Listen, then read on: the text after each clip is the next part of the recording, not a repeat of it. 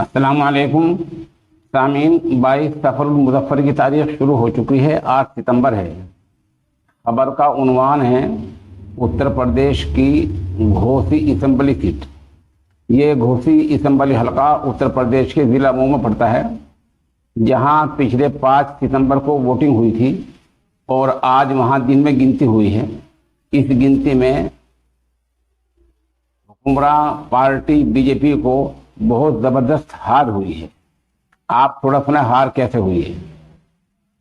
यहाँ असल मुकाबला भारतीय जनता पार्टी और समाजवादी के दरमियान था। समाजवादी के उम्मीदवार थे सुधाकर सिंह।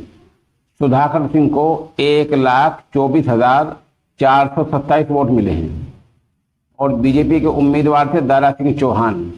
दारा सिंह चौहान को 81,668 वोट मिले हैं। इस तरह समाजवादी उम्मीदवार को 42,759 वोट ज्यादा मिले हैं। घोसी असेंबली में नोटा को 725 वोट मिले हैं। यानी 725 लोगों ने ये राय दी है कि हम किसी को वोट नहीं देना चाहते। बता दें कि घोसी असेंबली हलके से कांग्रेस पार्टी ने अपना उम्मीदवार नहीं उतारा था और कहा था कि हम अखिलेश के उम्मीदवार के साथ हैं। इसमें सबसे बुरी हालत राजभर की हुई है, जिसने कुछ दिन पहले समाजवादी को छोड़ा था और समाजवादी को बुरा भला कहा था, और अब 1-2 हफ्ता पहले यूपी के वज़ीर आला योगी आदित्यनाथ की मौजूदगी में कहा था कि घोसी में किसी को पैर नहीं रखने दूंगा, घोसी हमारी है।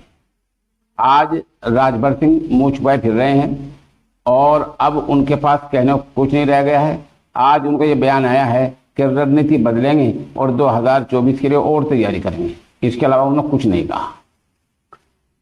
दरअसल मीडिया का जो तबका है जो बीजेपी का साथ दिया करता है, वो अभी 48 घंटे पहले तक घोसी असेंबली सीट को 2024 के लिए ट्रायल बता रहे थे कि नमूना है। घोसी असेंबली जो हल्का है ये 2024 के लिए नमूना है और इससे तय हो जाएगा कि 2024 में किसकी जीत होगी। आज जैसी बीजेपी हारी तो 2024 वाली बात उन्होंने हटा ली है। अब वो 2024 की बात नहीं कर रहे हैं। आप इससे अंदाजा लगा सकते हैं कि सूरत हाल क्या है।